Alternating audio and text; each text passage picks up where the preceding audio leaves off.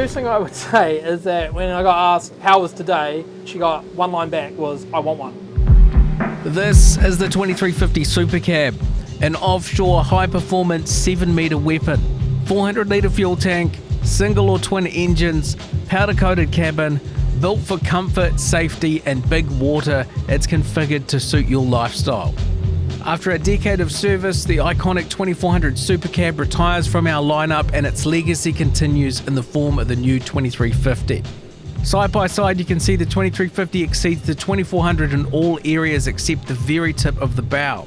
And as part of the testing process, we got local 2400 owner Ben Halstead out on the water to feel the difference. He's a very experienced skipper and former commercial fisherman, and his current boat purchase almost got him in a little bit of trouble. My 3-year-old son said, Mum, we just bought a boat. And I said, no, we haven't, Charlie, we haven't, just settle down. And then so the bill came through and I was like, better tell her. She was pretty good about it actually. Punching into it, we were doing sort of 50, 60 k's an hour, and it's just beautiful. Like it's very predictable. It doesn't launch off waves.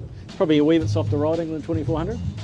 Its stature is a lot wider, like you feel like you've got a lot more room around your shoulders and everything like that. It's a bigger boat, but throwing it around, it just does everything a Stabicraft always does. Like it just does what it does and it does it well. We pulled up alongside you, and what did you say when you hung your head? Oh, I'm buying it, yeah. That is nice. Like, there's not many boats in a 30 knot wind going out there you can punch along with it 60 k's an hour and feel just safe as houses. Like it's just perfect.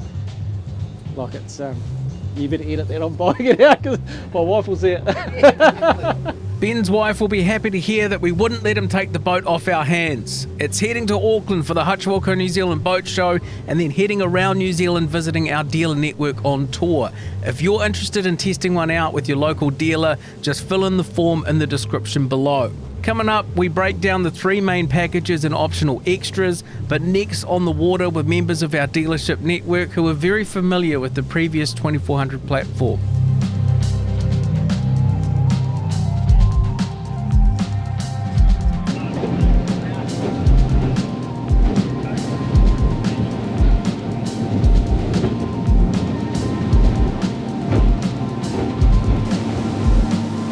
Honest feedback, the new 2350, it feels really good. It does. The 2400 was my favourite hull, and this has certainly exceeded that, I feel. It was hammered down, it was going good. We went over a few big swells out there and I was waiting for it to fly, but it stayed in the water. It was it landed nice, eh? Absolutely drier, softer ride, very solid behind the wheel. It's soft riding, which is what you want in a 7+ metre boat. I can't really fault it, to be honest. I like the new kind of system, like based on the Trekker seats. I think, you know, this kind of boat, you want comfort. First impressions, great riding boat. Yeah, everyone I think so far has been very impressed with the overall performance. It doesn't hit hard, it doesn't pound hard for an aluminium boat. I think it rides very nice. It's a better boat in terms of the being dry and being up and away from the water. The 2400 was a great boat, but this is definitely a step up. 2400 has been a great selling boat for our business for a long time since it was released. And I just think this has certainly given the same, if not better, performance on water, but the actual utilisation of space is much better. The way that they've sort of done the fold down is an improvement, underfloor storage in that kill tank. I just think it's just a full refinement. Before we have some more on the water action, let's break down the 3 factory packages: Adventure, Sportfish and Profish. The Adventure package comes with all the essentials you need for boating, but can be optioned to suit your style and budget. This entry-level package makes the move into a 7-metre boat a more realistic option for those looking to move up in size. The unpainted alloy finish is complemented by the darker powder-coated cabin, roof rod racks and insulated fish bin, but also includes 400-litre fuel tank, hydraulic steering, dual wipers with washers, sliding windows and forward hatch, 2-step boarding ladder, washdown pump, fish deck lighting, bow rail, tread plate floor, underfloor storage, EVA foam decking on the coaming tops, elite bolster seats and Stabicraft's blade seat bases, plus much more. Next we have the Sportsfish package. This includes all the standard essentials already included in the adventure package, plus the additional comforts of a canvas rear wall to keep you warm and dry. It also includes the new drop-down extendable V-berth, cabin lining, folding passenger seating and suspension seats at the helm, and at the stern you'll find the Superfish transom, which includes a lockable drawer, 2 leader spool holders, a top-mounted live bait tank, and sliding rear seats. The Sportsfish is finished in Stage 1 belting up gloss paint. And finally, the Profish. It has all the included items of the Adventure and Sportfish, but adds upgraded additional comforts.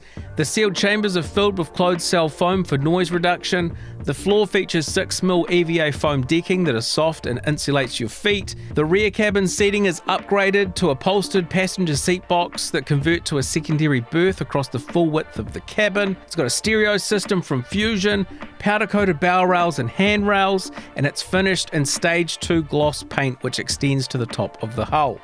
On top of the 3 packages, there are over 50 optional extras, which cover everything from different transom configurations, lockable bifolding rear doors, diesel cabin heater, second helm station, radar mount, bow thruster mount, transom extension with cages and dual boarding ladders, roof hatches for extra ventilation, and we'll have more of a breakdown on the design and features of this boat in part 2 with our introduction to the 2350.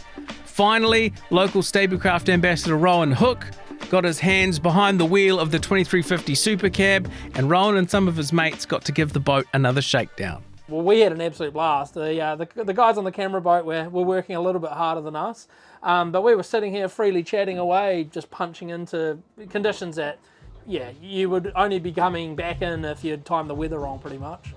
To be able to launch off chop at 20 to 25 knots and without even breaking a sweat, I've never found that in a boat before. So this big boat can just be absolutely, and it's not punching through the waves, it's cushioning, it's landing gently every single time. You're not getting that hard whack that you tend to get with alloy boats. Yesterday was a day that it was, let's go see what this boat can do. And you know, I think a testament to that was we were the only boat in the car park.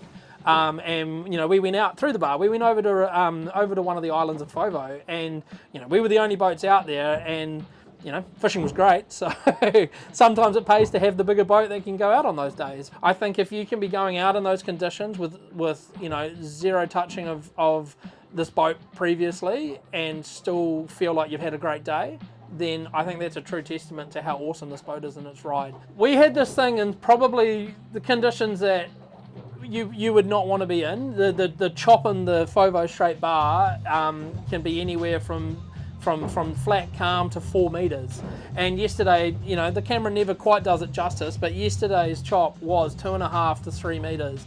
And we were coming surfing down these waves fully in control. And I think that's the key point, is that a lot of the time when you surf down a wave coming in of gnarly chop and that, it's kind of a bit of seat of your pants, the knuckles are a bit tight on the steering wheel. This boat was just in control the whole time as it would come down, but instead of feeling it starting to go the bow down and needing to power out of it, this thing would just naturally pull up, naturally pop back up. You didn't even have to really flutter the throttle at all to pull itself back up. It just wanted to drive itself back out of the wave. And I think having that kind of confidence, you know, really early on, and never having driven this boat before, you know, we just got chucked in 20 knots, 3.5 meter chop kind of thing in the bar, go out and have it, to be able to be cruising around that with complete confidence in the boat. Again, yeah, I was massively surprised by that. Head along to stabicraft.com and check out this boat with our 3D viewer. You can also contact your local dealer if you're keen to upgrade and hear more about this beast. Coming up in the series, we talk with the design team about some more of the technical features of this boat. We see how the public reacts at the boat show, and then it's off around the country for demo days and sea trials.